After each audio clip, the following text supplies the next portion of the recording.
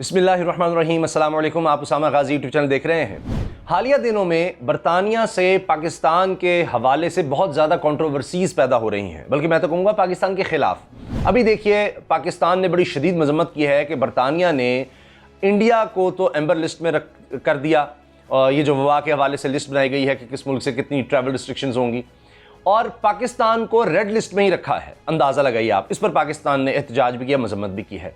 फिर गार्डियन ने एक खबर छापी और दीगर जगहों पर भी छप रही है कि पाकिस्तान के वो सहाफ़ी जो पाकिस्तान छोड़कर चले गए और जो फ़ौज के ख़िलाफ़ लिखते हैं, फ़ौज के बहुत ज़्यादा ख़िलाफ़ हैं और मिलिट्री के ख़िलाफ़ लिखते भी हैं, ट्वीट्स भी करते हैं, बात भी करते हैं, और वो पाकिस्तान छोड़ चुके हैं और बरतानिया में है, उनकी जान को ख़तरा है। अब इसकी भी पाकिस्तान ने तरदीद की है और कि जी इस तरह से पाकिस्तान की तरफ इशारा करने के लिए कि जी उनको कोई पाकिस्तान उनको मरवाने के लिए कुछ करने वाला है और इसलिए सब अलर्ट जारी कर दी गई, ये सब कुछ।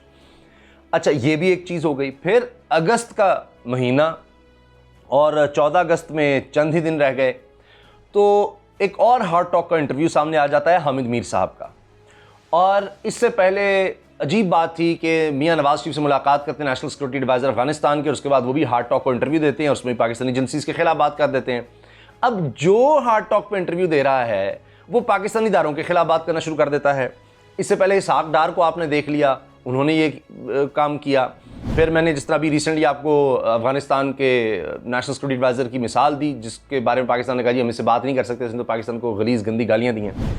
अब हामिद मीर साहब ने भी हार्ट टॉक को इंटरव्यू दे दिया है और उस पर बहुत ज़्यादा बात हो रही है। अब आखिर हामिद मीर ने इसमें क्या कहा है, वो पूरा टेक्स्ट मैं आपके सामने मतन रख रहा हूँ, क्योंकि बीबीसी ने इसको छाप भी दिया है।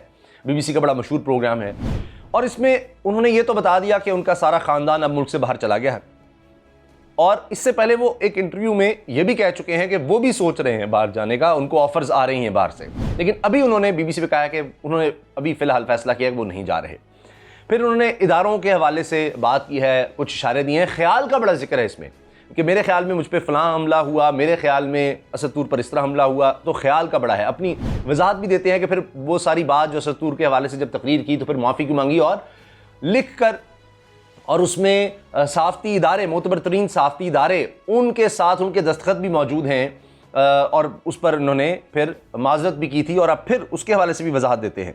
तो मैं जनाब ये इसलिए सारा कुछ आपके सामने रख रहा हूँ कि आप ख़ुद ये सुन लें, ताकि फिर आप इस पर बेहतर तरीके से अपनी राय का इजहार कर सकें कमेंट्स में, ताकि पता लगे कितने लोग क्या सोच रहे हैं। जो कुछ हामिद मीर साहब ने कहा है कि क्यों उनको निकाला गया और वो इदारे में क्यों नहीं लिख पा रहे।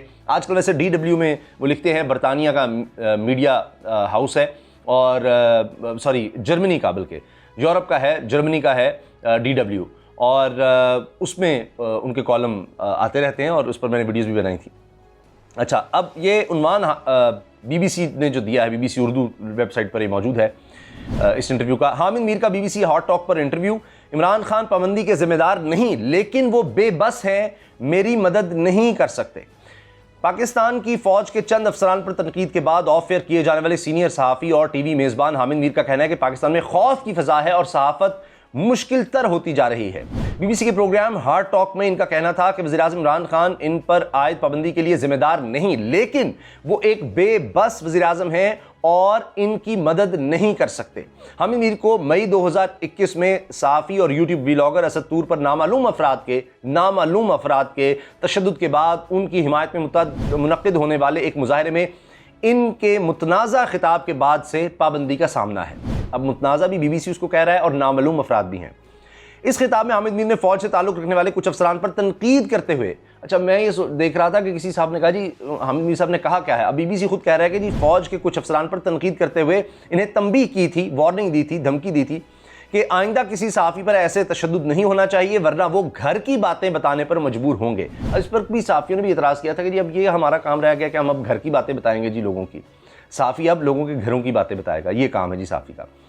अच्छा, हामिद मीर के हवाले से फिर आगे, इस तकरीर के बाद 2 दिहाइयों से ज़्यादा अरसे से जियो न्यूज़ पर चलने वाले प्रोग्राम की मेज़बानी से इन्हें हटा दिया गया था और चैनल की इंतजामिया की जानिब से कहा गया कि इन्हें छुट्टी पर भेजा गया है। इस तकरीर के बाद मुख्तलिफ शहरों में उनके खिलाफ गद्दारी के मुकदमा दर्ज करने की दरखास्तें भी दायर हुई थीं, और इदारे से खुद हामिद साहब कहते हैं कि मैंने जब पूछा कि जी आपको किसने कहा है, تو ادارے نے اس کا کوئی جواب نہیں دیا. تو وہ اس کا مطلب ادارہ بھی نہیں بتا رہا کہ کس نے کہا ہے, ادارے نے پھر خود سے یا تو فیصلہ لیا ہے. تو حامد میر صاحب اس کا نہیں بتاتے کہ جی بس وہ کہتے ہیں اس پہ پریشر ہے, اس کے لیے مطلب ان کے لیے نرم کارنر ضرور ہے ان کا. بی بی سی کو دیے گئے انٹرویو کے دوران حامد میر کا کہنا تھا کہ وہ پاکستان میں سینسرشپ کی جیتی جاگتی مثال بن چکے ہیں.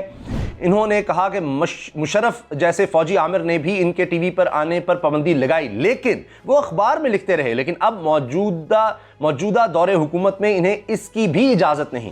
اب عمران خان وزیر اعظم ہے اور بدقسمتی سے میرے صرف ٹی وی پر آنے پر پابندی نہیں بلکہ میں اپنے اخبار میں کالم بھی نہیں لکھ سکتا. تو پاکستان میں جمہوریت ہے لیکن جمہوریت نہیں ہے, اسی طرح آئین ہے اور آئین نہیں ہے. میں پاکستان میں سینسرشپ کی زندہ مثال ہوں. اب انہوں نے آئین کو بھی پاکستان کے ڈینائی کر دیا ہے. میزبان سٹیفن سیکر کے اس سوال پر کہ کیا وہ ان پر عائد پابندی اور ان کے خلاف مقدماتی درخواستوں کے لیے وزیر اعظم عمران خان کو ذمہ دار سمجھتے ہیں, حامد میر کا کہنا تھا کہ جب انہوں نے عمران خان کے برسر اقتدار آنے کے بعد ان پر تنقید کی تو وہ اس سے خوش نہیں تھے, لیکن میرے خیال میں اب یہ خیال شروع ہو جاتا ہے, میرے خیال میں عمران خان میرے خلاف پابندی کے لیے براہ راست ذمہ دار نہیں ہے. میرا نہیں خیال کہ وہ مجھے آف ایئر کرنا چاہتے تھے, لیکن وہ ماضی کے وزرائے اعظم کی طرح طاقتور وزیر اعظم نہیں ہے. میرا خیال ہے عمران خان بے بس ہیں اور میری مدد نہیں کر سکتے. اب اس پر پہلے ہی فواد چودھری صاحب بھی وضاحت دے چکے ہیں کہ حکومت کا اس میں کوئی لینا دینا نہیں ہے. اگر حکومت نے کچھ کہا ہے تو پھر ان کے ادارے جیو کو جنگ کو صاف کہنا چاہیے جی حکومت نے کیا ہے اور اس پر کیس کرنا چاہیے. اس سوال پر کہ وہ صحافی اسطور پر ماضی میں خود ان پر ہونے والے حملوں میں ملوث افراد کے بارے میں کیا اور کیسے جانتے ہیں, حامد میر کا کہنا تھا کہ میں نے کہا تھا کہ پاکستان میں جب بھی صحافی پر حملہ ہوتا ہے اس سے انصاف نہیں ملتا اور قانون نافذ کرنے والے ادارے اور پولیس ذمہ دار افراد کی نشاندہی کرنے میں ناکام رہتے ہیں. تو آپ اگر ہمیں انصاف نہیں دیں گے تو ہم ان لوگوں کے نام لینے پر مجبور ہو جائیں گے جو ہمارے خیال میں اس کے ذمہ دار ہیں. یعنی اب اگر کوئی کسی کے ساتھ کوئی زیادتی ظلم ہوتا ہے, کوئی شخص کے ساتھ کوئی جرم ہوتا ہے اور اس تک نہیں پہنچا مجرم تک, تو اس کے خیال میں جو بھی مجرم ہے پھر وہ اسی کے اوپر چڑھ دوڑے. یہ اس کا مطلب یہ ہوا. اب میں آپ کو صرف ایک مثال دیتا ہوں. اچکزئی صاحب نے دن دہاڑے سی سی ٹی وی موجود ہے, پولیس کانسٹیبل کو, جو ٹریفک پولیس کانسٹیبل تھا, اس کو کچل دیا اور اس کے بعد عدالتوں سے وہ بری ہوتے ہیں, باعزت بری ہوتے ہیں, کیونکہ جی ثبوت ہی موجود نہیں ہے, عدم شواہد کی بنا پر. فوٹیج موجود ہے, لوگوں نے دیکھا ہے. تو یہاں پر یہی ہوتا ہے. تو یہ نہیں ہے کہ صرف یہ حامد صاحب کہہ رہے ہیں, یہاں پر بہت سے کیسز اس طرح کے میں آپ کو گنا سکتا ہوں کہ جہاں پر طاقتور آ جائے گا, کوئی سیاستدان ہے, کوئی وڈیرا ہے, کوئی بڑا ہے, اس کا نہیں ہوتا اس طرح سے کیس, وہ نہیں چلتا. تو اب اس کا کیا کریں, اس کا الزام بھی اداروں پر دے دیں. سینئر صحافی کا کہنا تھا کہ جب میں کراچی میں قاتلانہ حملے میں بچا تھا مجھے 6 گولیاں لگی تھیں جن میں سے 2 اب بھی میرے جسم میں ہیں. میں نے ایک شخص کا نام لیا تھا, ایک خفیہ ادارے کے سربراہ. اس وقت کی حکومت نے 3 رکنی انکوائری کمیشن قائم کیا تھا. میں نے اس اعلیٰ اختیاری کمیشن کے سامنے 1 بار نہیں 2 بار اپنا بیان ریکارڈ کروایا. میں زخمی تھا لیکن میں کمیشن کے سامنے پیش ہوا اور اپنا بیان ریکارڈ کروایا تھا. اور جب کمیشن نے اس شخص کو طلب کیا جو میرے خیال میں مجھ پر حملہ کرنے یا میرے خلاف سازش بنانے کا ذمہ دار تھا, اچھا حملہ کرنے یا میرے خلاف سازش بنانے کا ذمہ دار تھا اور وہ بھی خیال ہے, تو اس نے انکار کر دیا اور وہ کبھی کمیشن کے سامنے پیش نہیں ہوا اور کبھی کوئی رپورٹ سامنے نہیں آئی. یہی معاملہ اسطور کے ساتھ پیش آیا. تو اس پر عدالت جانا چاہیے. عدالتوں پر تو بڑا اعتماد ہے میرا خیال ہے ابھی بھی حامد میر صاحب کو, اور صحافیوں پر بھی, تبھی انہوں نے وہ لکھ کر ان کے لیٹر ہیڈ پر لکھا تھی وضاحت. انہوں نے پولیس کو درخواست دی جس پر پولیس نے ایف آئی آر درج کی. ایک انٹیلیجنس ایجنسی کا نام اس ایف آئی آر میں شامل تھا. ہم مطالبہ کر رہے تھے کہ ہمارے ساتھی اسطور کے ساتھ انصاف کیا جائے. اس سوال پر کہ کیا وہ دعویٰ کر رہے ہیں کہ پاکستان کی انٹیلیجنس سروسز اسطور پر حملے کی ذمہ دار تھیں اور گزشتہ 1 برس کے دوران اس سے پہلے صحافیوں پر حملوں میں اضافے کے لیے پاکستان کی ریاست ذمہ دار ہے. حامد میر نے کہا کہ یہ چیزیں بار بار ریکارڈ پر لائی گئی ہیں. عالمی تنظیموں اور پاکستانی تنظیموں کی طرف سے, human rights commission of Pakistan کی طرف سے کئی رپورٹیں ہیں. یہ وہ حقائق ہیں جو ریکارڈ کیے جا چکے ہیں. جی بالکل, بین الاقوامی تنظیمیں تو پہلے ہی پاکستان کے خلاف ہیں اور وہ بہت زیادہ لکھتی ہیں. ریاستی ایجنسیوں, انٹیلیجنس ایجنسیوں پر بار بار حملے کروانے, صحافیوں کو اغوا کرنے کا الزام لگایا گیا. یہ ایجنسیوں پر جی الزام لگتے رہے ہیں, یہ الزام ہی ہیں اور یہ لگتے رہتے ہیں اور مجھے لگتا ہے آگے بھی لگنے ہیں. جب حامد میر سے یہ پوچھا گیا کہ ہارٹ ٹاک میں یہ بات کرتے ہوئے پاکستان کے وزیر اطلاعات فواد چودھری نے کہا تھا کہ ان معاملات میں نتیجے اخذ کرنے میں جلد بازی نہ کی جائے, تو ان کا کہنا تھا فواد چودھری کے اس بیان کو 2 ماہ کا عرصہ ہو چکا لیکن نہ تو کوئی صحافیوں پر حملوں کے معاملے میں کوئی گرفتاری ہوئی اور نہ ہی حقیقت سامنے آئی. 2 مہینے گزر چکے ہیں, کوئی گرفتاری ہوئی اور نہ ہی کوئی بات سامنے آئی. انصاف کہاں ہے؟ یہی تو ایشو ہے, یہی تو سوال ہے. ریاست پاکستان ہمیں انصاف فراہم کرنے میں ناکام رہی ہے, یہی تو مسئلہ ہے. اب بہت سے اور لوگوں کو بھی انصاف نہیں مل سکا تو اب وہ کیا ریاست کے خلاف ہو جائیں, خدا نخواستہ اداروں کے خلاف ہو جائیں.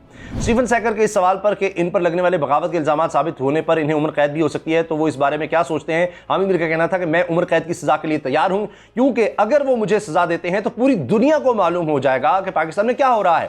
ویسے دنیا کو پہلے ہی معلوم ہے کہ پاکستان میں کیا ہو رہا ہے, کیونکہ میں پاکستان میں سینسرشپ کی زندہ مثال ہوں. یعنی دنیا اب یہی کرے, پاکستان ابھی اور مسائل میں گھرا ہوا ہے تو اس اور مسئلے میں آ جائے. سب کو ان لوگوں کے نام معلوم ہیں جن کا میں نے ذکر نہیں کیا. سب کو معلوم ہے کہ مجھ پر پابندی کا کون ذمہ دار ہے. عام پاکستانی بہت سمجھدار ہیں, وہ بہت ذہین ہیں, انہیں ہر بات کا علم ہے کہ کیا ہو رہا ہے, لیکن بات یہ ہے کہ پاکستان میں قانون کی بالادستی نہیں ہے. آپ لوگ بتائیں آپ کو علم ہے کیا ہو رہا ہے تو پلیز ضرور آپ کمنٹ سیکشن میں جا کر بتائیں کہ وہ کہہ رہے ہیں کہ پاکستانی ذہین ہے, ان سب کو پتہ کیا ہو رہا ہے, آپ بتائیں کیا ہو رہا ہے. ہم انصاف چاہتے ہیں اور چاہتے ہیں کہ پاکستان میں قانون کی بالادستی قائم ہو, اور اگر صحافی سوال کرتا ہے تو اسے خاموش کرنے کی کوشش نہ کی جائے. حامد میر کا کہنا تھا کہ یہ تاثر درست نہیں کہ وہ اپنے بیانات سے پیچھے ہٹے ہیں, بلکہ ان کے وضاحتی بیان کا مقصد قانونی پیچیدگیوں سے نمٹنا تھا. تاہم انہوں نے کہا کہ انہوں نے جو تقریر کی اس کے بعد کچھ لوگ یہ تاثر دینے کی کوشش کر رہے تھے کہ میں پورے ادارے پر الزام لگا رہا ہوں, تو میں نے اپنی پوزیشن کی وضاحت کی تھی. میں پورے ادارے کو الزام نہیں دے رہا, بلکہ میں صرف چند افراد کے بارے میں بات کر رہا ہوں جو میڈیا کی آواز کو بند کرنے کی کوشش کر رہے ہیں. یہی بات نواز شریف یا مریم صاحب کہتی ہے جی ہم تو صرف چند لوگوں کو کہتے ہیں, چند لوگوں. حامد میر کا یہ بھی کہنا تھا کہ انہیں اپنے ادارے جیو اور جنگ کے رویے سے مایوسی ہوئی, لیکن وہ ان کی صورتحال سمجھ سکتے ہیں. وہ پہلے ہی نشانے پر ہیں, تو میرے امپلائر کے سر پر تو پہلے ہی بندوق رکھی ہوئی ہے, تو جب انہیں حامد میر پر پابندی لگانے کے لیے کہا گیا تو انہوں نے مجھ پر پابندی لگا دی. میں ان کی پرابلم سمجھ سکتا ہوں. انہوں نے کہا کہ اب اس میں جنگ اور جیو کو بھی الزام دے رہے ہیں کہ یہ ان کے اوپر کوئی بندوق رکھی ہوئی ہے. انہوں نے کہا کہ اس وقت پاکستان میں خوف کی فضا ہے اور نوجوان صحافی بہت مایوس ہیں, جبکہ حکومت کے اقدامات اس فضا کو مزید کثیف بنا رہے ہیں. پاکستان میں خوف کی فضا ہے کیونکہ پاکستانی صحافی سمجھتے ہیں کہ صحافت اس ملک میں بہت مشکل ہوتی جا رہی ہے. عمران خان کی حکومت اب کچھ میڈیا مخالف قوانین متعارف کروانے کی منصوبہ بندی کر رہی ہے جو ہمارے لیے ناقابل قبول ہے. وہی حکومت جو آپ کے خیال میں ہم پر سینسرشپ نافذ کرنے کی ذمہ دار نہیں ہے, ایک میڈیا ڈیولپمنٹ اتھارٹی نامی قانون پر کام کر رہی ہے جس کے تحت میڈیا ٹریبیونل بنائے جائیں گے جن میں سخت سوال کرنے والے اور حکومت پر تنقید کرنے والے صحافیوں پر کیس چلیں گے. دسیوں لاکھوں میں جرمانے ہوں گے اور 2 یا 3 سال تک کی قید بھی ہو سکتی ہے. ایک طرف عمران خان کی حکومت جرنلسٹ پروٹیکشن بل لا کر اچھا کام کر رہی ہے, تو دوسری طرف وہ میڈیا ڈیولپمنٹ بل پر کام کر رہی ہے جو جرنلسٹ پروٹیکشن بل کی مکمل نفی ہے. تو یہ تضاد ہے. جہاں تک وہ جرنلسٹ پروٹیکشن بل پر کام کر رہے ہیں ہم ان کی حمایت کر رہے ہیں اور کریں گے, لیکن اگر وہ ہم پر میڈیا ڈیولپمنٹ اتھارٹی بل کے ذریعے سینسرشپ نافذ کریں گے اور تمام اختیارات وزارت اطلاعات کے پاس ہوں گے اور جناب فواد چودھری پاکستان میں صحافیوں کی قسمت کا فیصلہ کریں گے, تو ہم ان پر تنقید کریں گے. وہ آپ کریں, آپ کا حق ہے. حامد میر کا کہنا تھا کہ وہ سمجھتے ہیں کہ پاکستان میں ان کی جان کو خطرہ ہے, لیکن وہ ملک نہیں چھوڑیں گے. میں کافی عرصے سے اپنی ذاتی سیکورٹی خطرے میں محسوس کرتا ہوں. میں نے اپنی فیملی سے پاکستان چھوڑنے کے لیے کہا تھا اور وہ چلے گئے. میری بیٹی اور بیوی پہلے ہی پاکستان چھوڑ چکی ہیں. مجھے بھی کئی لوگوں نے پاکستان چھوڑنے کا مشورہ دیا تھا, لیکن میں نے فیصلہ کیا کہ میں پاکستان سے نہیں جاؤں گا.